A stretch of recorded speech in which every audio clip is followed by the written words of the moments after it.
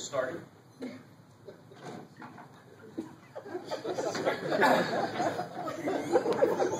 Fourscore and 7 years ago.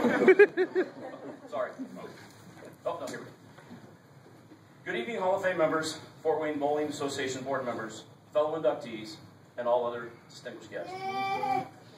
Congrats to both of the inductees tonight. Easy now. Easy now. I gotta stop that. I can't. That's just my time. That's okay. Okay, back to that. All right. Congrats to both of you inductees tonight. What wonderful speeches you both gave, and you're both very deserving of the honor. I want to thank F.W.B.A for the great introduction. Wes and I have been friends for a very long time. The story goes that one night after a trade show, I needed a place to stay, and there were no rooms in town. I knocked on his hotel room door and asked if I could stay with him. He said, "Partner, if you got a bed." Of course, I rolled the rollaway into view. He laughed, opened the door, and one of the greatest friendships of all time started. There are too many stories to tell, some that the statutes of limitation have not ran out yet, and some that will take too long to repeat as to why our friendship is so good. But we talk all the time. He listens to me about my good shots and my bad shots. Yes, shots, not games, shots. He's helped me get on staff with Storm. He listens to me when I need someone to listen to me the most, and words cannot express what it means for me, for you to be here tonight. Now, humility. Just the definition. Humility, humble, is the quality of being modest and respectful. Ego is a Latin word meaning I, often used in English to mean self. Both of these words have been used to express me at some point in time. One, that I'm not very humble, and I have a very big ego.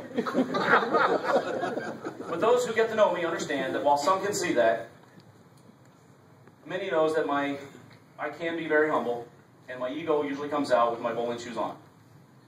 And okay, maybe when I'm playing a game or something, but being competitive is not that bad. But being inducted into the Hall of Fame is special, and it gave me a chance to reflect on what it takes to get here. The early morning practice sessions, the very, very late night pot games, and the miles and miles you drive to get to the next tournament. While reflecting on these things, it made me remember all the good times and bad, and you don't learn too much without a few setbacks along the way. But a chance to remember those who I met along the way, and tonight is a chance to say thanks to some of those who helped me achieve this very humbling honor. So with that said, I want to thank the Hall of Fame Committee for nominating me for this award, and to the Hall of Fame members for voting for me.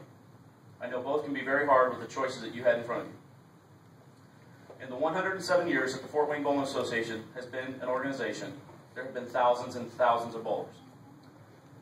At this time, I become the 96th member of the Hall of Fame, and trying to calculate how many bowlers this association has seen, and then to be recognized as one of the best is mind-boggling to me. My first thought was there has to be someone better, or someone who did something far greater than me. This is why, since I was given the news that I was elected, it's been hard to sleep and hard to get my mind around how big this honor truly is. Now, I won't lie to you. Becoming part of a Hall of Fame did start a long time ago, mostly as a kid, and yes, I did think this speech would happen in Cooperstown or Canton. But as you can tell by my size, Canton was out of the question. And if you've ever seen me try to hit a ball, you understand why Cooperstown is out. But from my earliest memories, I remember bowling. Mom and Dad were bowlers, and the owner of the local bowling center lived right behind us, and Rex and Irma treated me like the son they never had. Going to the lanes to watch and, okay, play in the nursery was always fun. And when I was old enough, the first thing they did was put me in the junior bowling program. And I gave up Saturday morning cartoons to go and have fun. At one point, Jim Penick, who's here tonight, purchased Park Lanes, and as a kid, I never saw this, just how much he loved to coach the kids. He was there every Saturday morning, standing in the bowlers area, telling us, slow down, follow through, move over here to make this spare. The patience he had with us, and that continue to this day, is something that I will always admire. And the funny thing is, as a junior bowler, I only averaged about 180. mostly because I didn't listen when he told me where to move to make those spares. How I made it through the junior program without him killing me is still a wonder. Thank you, Jim, for all the lessons and time. After having my daughter, Tricia, who's here tonight, we moved back to Heath to find work, and Jim was kind enough to give an old family friend, in a time of need, a job. He gave me the job working at Park Lanes as the lake coordinator, pro shop, clean the toilet, get the pot, go get the offset, run the cash register. As you can see, we all had a few hats to wear. But this is where the love of the business and the game took hold. And while learning everything I could about bowling balls, how to drill them, the surface, how it affected scoring, learning lane conditions, and just everything I could, I started to get a little better. Jim was always there to help coach me, and then one day I got an opportunity. Dale Hoskinson told me he would sponsor me in tournaments, and at the time I had no money to enter tournaments. So without the help from Jim and from Dale, I would not have half the resume I have today. I'm glad he was willing to take a chance on me. I began to practice more. Jim also knew. Hello?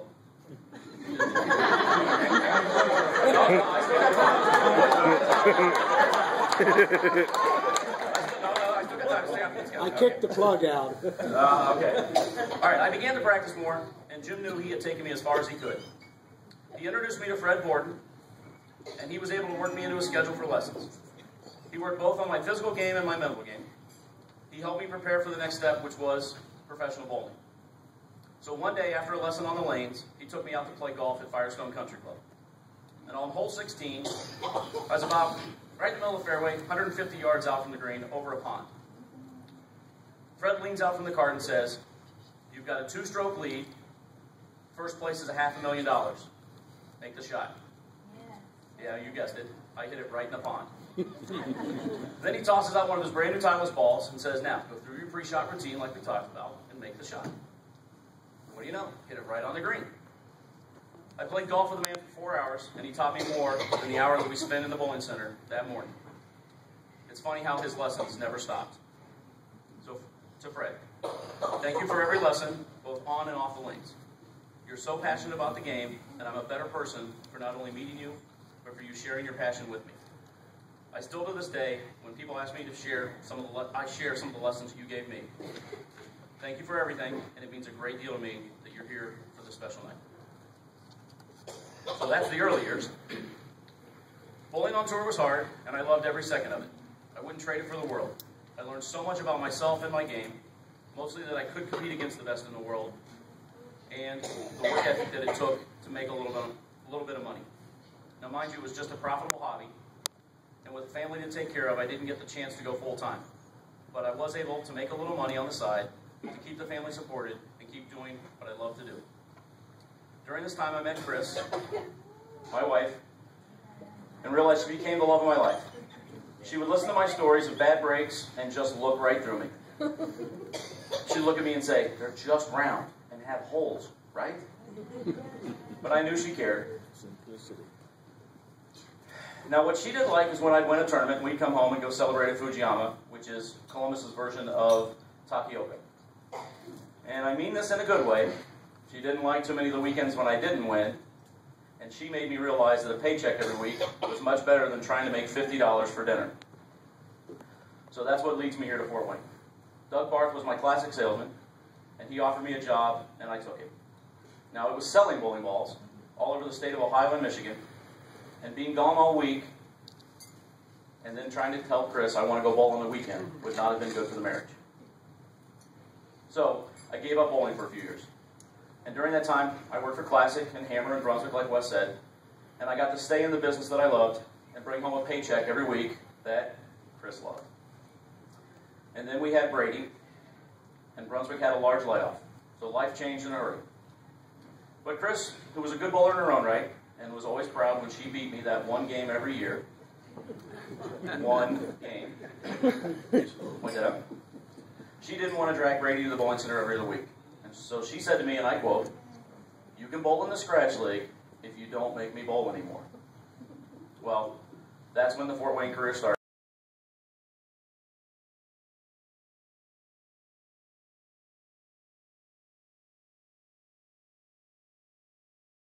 league has the best of both. Jeff Fox, who convinced me to put my resume in for the Hall of Fame, asked me to bowl in some tournaments. So I started to bowl city tournaments, state tournaments, and all the little weekend, no tab, glow in the dark, green head pin strike tournaments I could afford. And now with no sponsor, I was doing it all on my own. And as you heard, the tournament victories came along with some great friendships. Without Jeff Fox, Doug Cutler, Greg Smith, and Sean Fox, who I split with and bowled with over the past few years, my bowling account would not be where it's at today. They're great friends, and the car rides together, the conversations about life, bowling, and our dreams of what we were going to do with all our tournament winnings, they're all priceless. All of us bowled many city tournaments together, and as Doug is my partner, we won 3 city doubles titles. Some years he got to be the horse, and some years I got to be the horse, but I will cherish every one from now on. I also look forward to competing with you in a lot more tournaments in the future. Thank you guys for always being there. During the time as a salesman, I made some great friends, and one sits here tonight.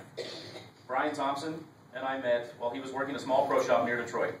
And as the circumstances happened, he became the guy running the shop.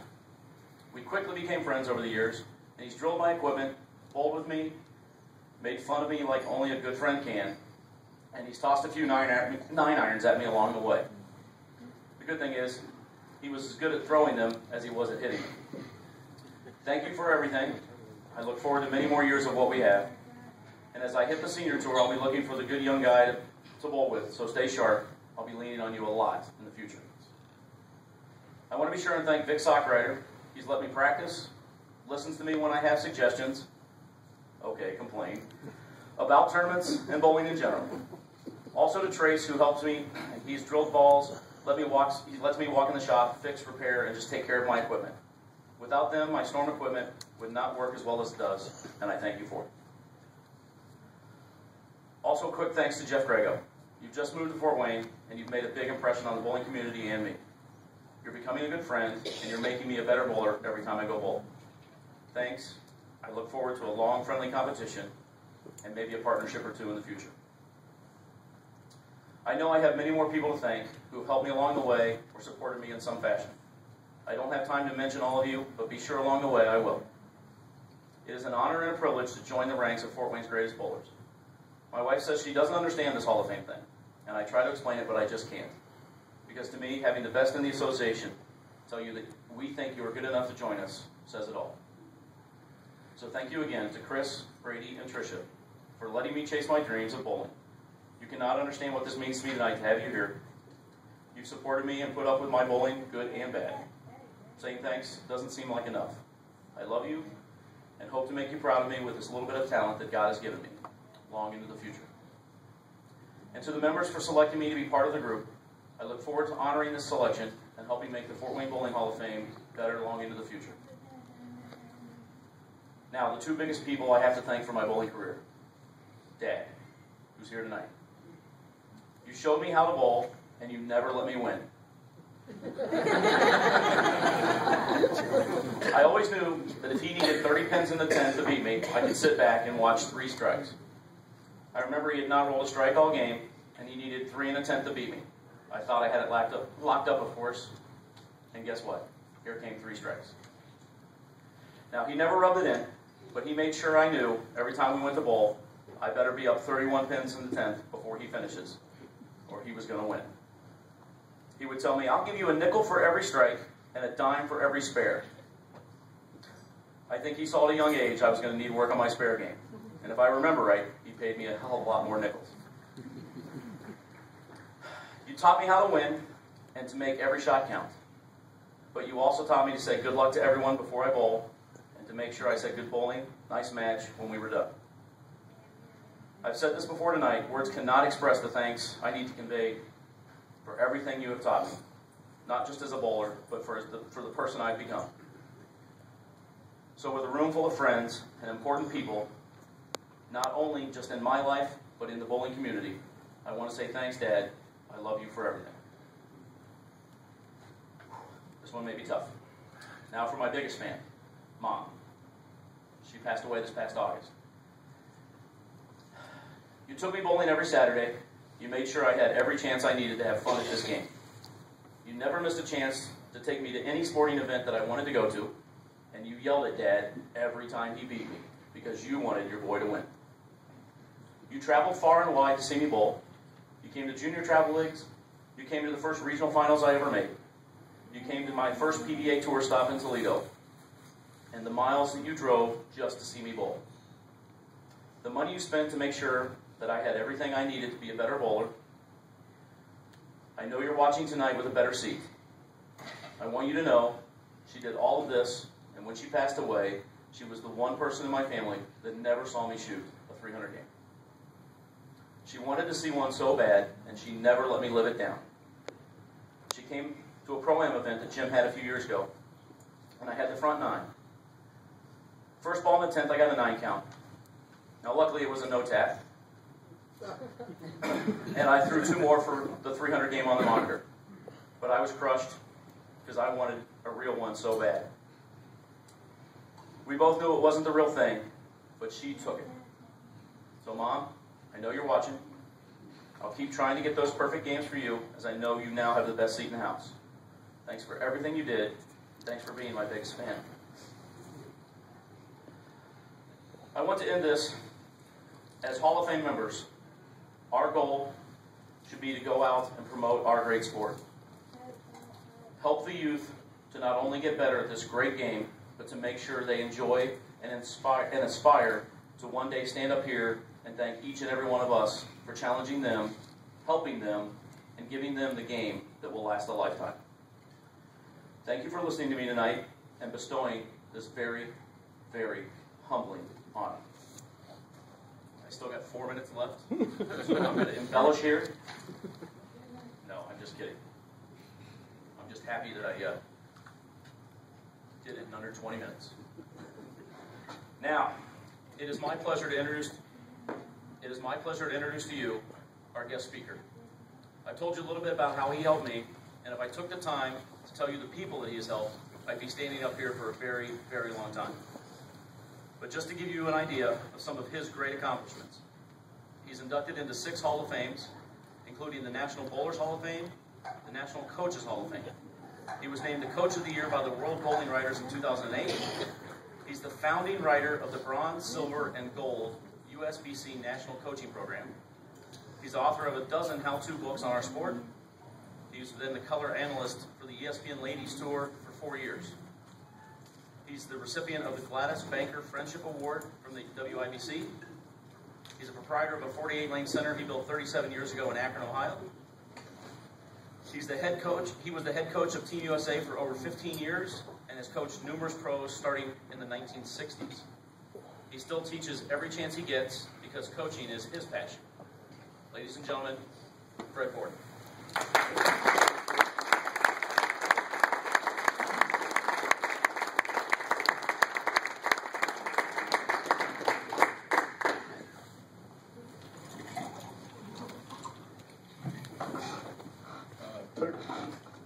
We get this thing working here. Terry, I knew you could talk, but I didn't know you could give a speech. That was excellent.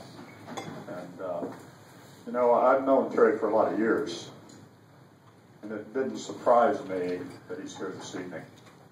When I first met him, he was rather young. It was 20-some years ago, and we put about an hour's worth of work in, and I had about 6 things to work on. And I said, Terry, I have some other things I have to do here at my center. Well, 2.5 hours later, he was still down there practicing, working on those things. So right away, I knew, I said, he was a special guy. He knows what hard work's all about. I guess that's a tribute to his father, teaching him that work ethic. And sometimes I wonder about some of the young people today. And Terry certainly passed that on. But, you know, more than the work ethic that I saw talent. And I know if he'd have had the opportunity to travel and really put his life into it, there's no doubt there'd be more titles than we know about here today if he'd have just bowled 60, 70 games every week. But I saw talent there, and he certainly has went on and bowled the PBA Tour and cashed many times, won city and state titles. And but above all of that, you know, there's a friendship. I can feel that friendship in this room. with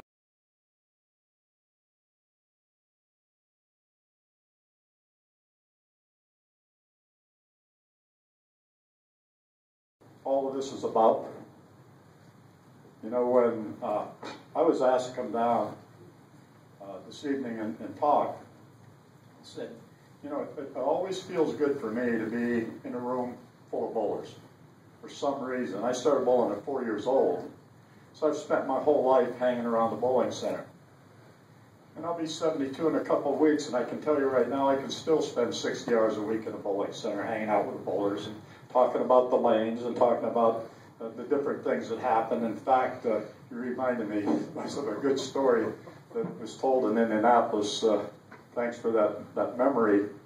It's when a person would come up to the desk and drop their bowling ball on the desk and complain to me about the lanes, I would wipe my eye like I was crying and say, wah, wah, wah, wah. I don't know how to bowl. You know, why don't you come in for a lesson or two? I think I could teach you how to play dry lanes. I think we could teach you how to play oily lanes. So, you know, in fact, isn't that the biggest thing in life that we learn? And we'll talk about that in a minute about Team USA. I'd like to share a story with you about friendships, and I can sense that with the inductees tonight. Congratulations. It's a mountain of work to get to this podium here this evening for you, and all the great bowling. So I want to tip my hat to you. It's those nights out and those ringing tens and them solid eights or them washouts and them missed spares that you go home some nights not as happy as you want to be. You keep coming back. And that's what it's all about, but it's really about one thing way more important than that. It's about the friendships. It's about the friendships that we create. It's about the journey more than it is about the score. Some of the times when you shot your 300s and all those were jubilous evenings, and for a couple of days you were high in the clouds, and then that went away. But the friendships never go away. So, you know, that reminds me of the story. When I was 19 years old, there was the senior vice president of Goodyear Tire and Rubber Company. His name's Frank Evans. Now, here's a guy that was second in command of an $8 billion company. His wife had a chemistry imbalance, and they said, Fred, would you help Frank? He's never bowled in his life, and he needs something to do. And this was all the guys that worked for him in Plant C. They made all the foam rubber for the automobile industry, and Frank was the head of that plant. He needs to get into bowling. So he came, we started becoming friends, and I lost my father when I was 15, so he became a father figure to me. And he said, Fred, you know, this lawyer here in town, his name was Eddie Elias, some of you know, he was the founder of the Professional Bowlers Association in Akron. He said, why don't I put up some money and sponsor you, and you go bowl on that bowler store. At the time, I was bowling pretty fair. And I thought about it for a while, and I said, Frank, you know, I've already made up my mind. I want to own a bowling center. I want to own my own center. That's what I want to do. I've hung around the bowling center since I was 4. And I'd like to have one of these bowling centers that I could call my own. So what I'd really like, Frank, is if you could give me some wisdom about business. That would be way more important to me probably than you sponsoring me on the tour. He said, well, that's very simple. Sit down here for a second. And he said, you know, I own all the buildings down on Main Street. So you got to remember, I'm 19. Pretty impressionable. Here I am with a guy 62 years old with a big name in my city, Goodyear Tire and Rubber Company. I said, wow, you know the building to myself. I'm thinking this. He says, I'm going to give them to you. He said, there's only one catch. I'm going to take all the people with me. Now what do you have? A bunch of empty buildings.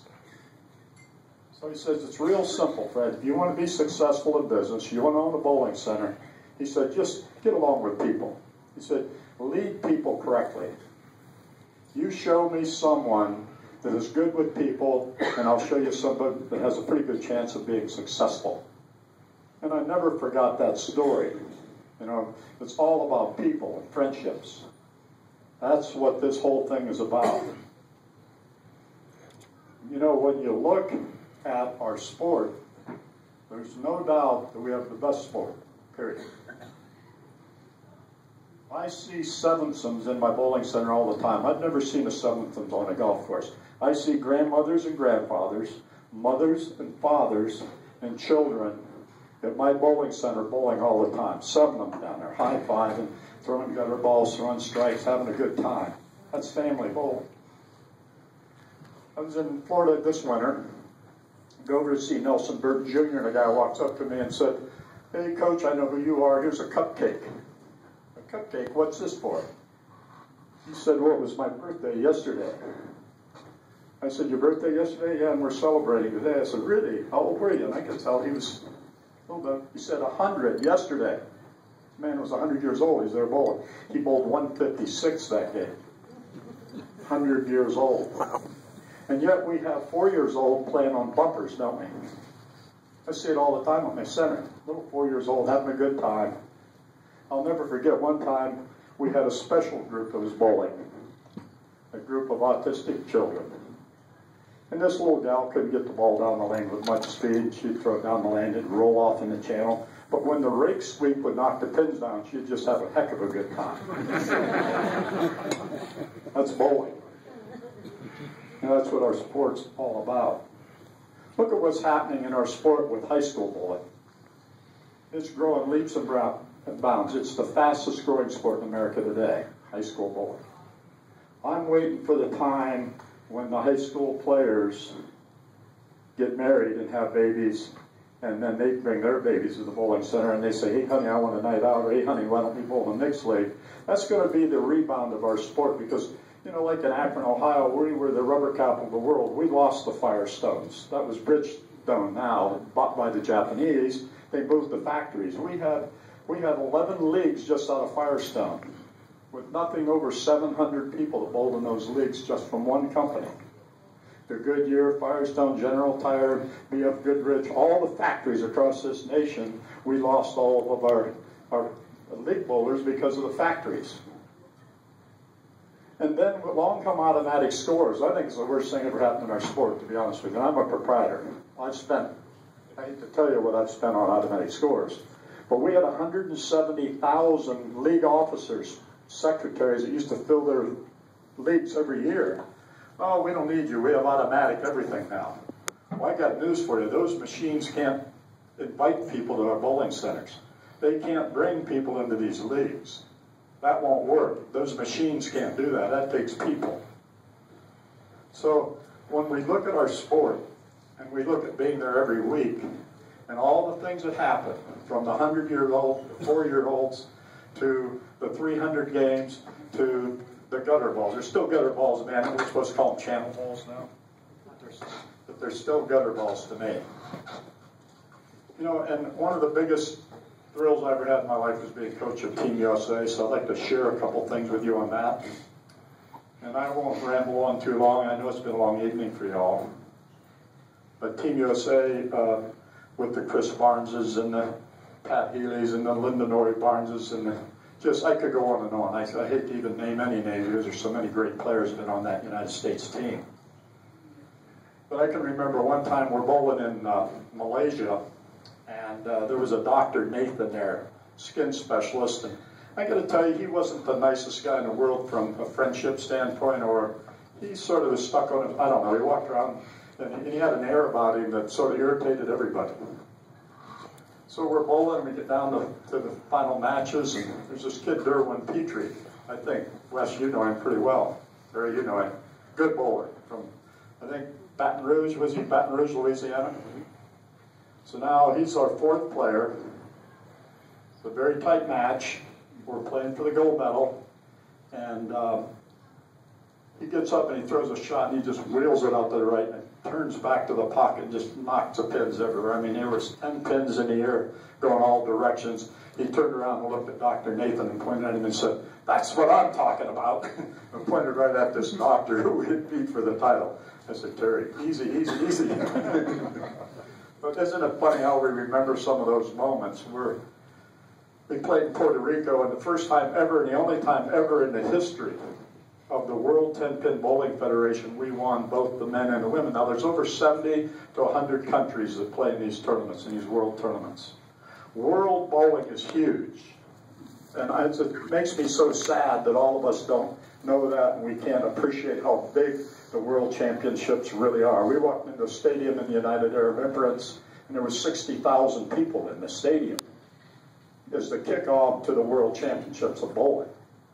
But we don't know that here in America because they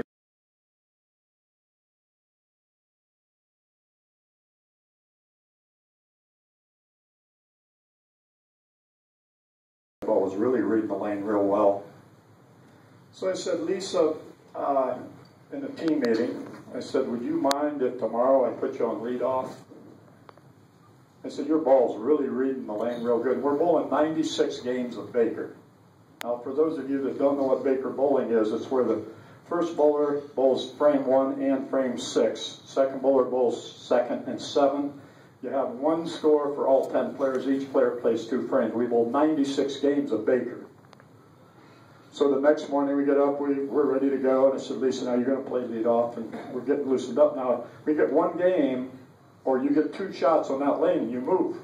Every game you move, you get 2 frames. So you better be reading them lanes, you better be reading them quickly. So I said, if you'll get up there and we can see your ball reaction. She said, oh, you want me to be the sacrificial lamb, huh, Coach?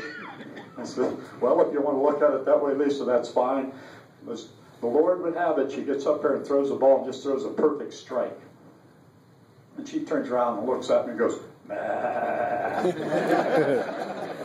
everybody laughed. Well, needless to say, we got loose and we run away with the tournament. We ended up winning by 300 pins. You got 50 bonus for wins, and we just stormed the field. We got loose, we got free, we was reading the lanes. That's what teamwork's all about. It's team, T-E-A-M. Together, each accomplishes more. It's not team, everything's about me. You know, the old saying, there's no I in team, but there's 2 in idiot. You know, and we see it all the time, don't we? What kind of a team person are you? At work, at home, with your wife, with your family? It's all about teamwork. It's not about you. It's about all of us.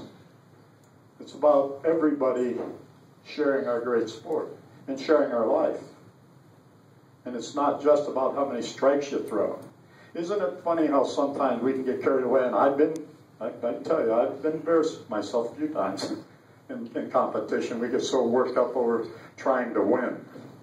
The only thing worse than losing is death. Now, whoever coined that phrase had to be just way out of it. So I can tell you that team play has really been something for us. We were in the Pan American Games at Cuba, and we're playing, and Pat Healy was playing. He was really on his game. This is 1991 in Cuba, and there was a bunch of seats right behind us that no one's sitting at, and I talked to some of the officials, and I said, you know, we have people here. Can they use these seats, sit right here up front? And they said, oh, no, that's for the media. I said, well, they're not here. Oh, they're going to be here. So we're playing, and we get down to the gold medal match, and all of a sudden in walks Fidel Castro. He and his entourage.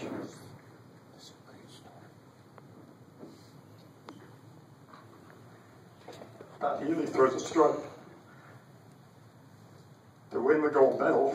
And no disrespect, I didn't turn around and look him in the face or in the eyes, but I went, yes! And he was sitting right there, four feet away from me. I got to shake my fist right in his face that we won the gold medal, because I remember the Bay of Pigs. I'm Catholic, and I remember the Bay of Pigs, and John Kennedy just became president, and that was a pretty tough time for us. So that was a big moment with Team USA and playing in front of Fidel Castro. We won the gold medal, but I got to tell you this. He did salute our flag. When they played the national anthem, and Pat Healy got up on the medal stand, and he put the medals around their neck. He stood there and saluted our flag, so my respect for him changed somewhat that day. You know, so those are just a few Team USA stories that I thought I'd share with you. But it's not about the score, it's not about the medals, and Lord only knows we had some great players. We had a lot of gold medals, a lot of silver medals.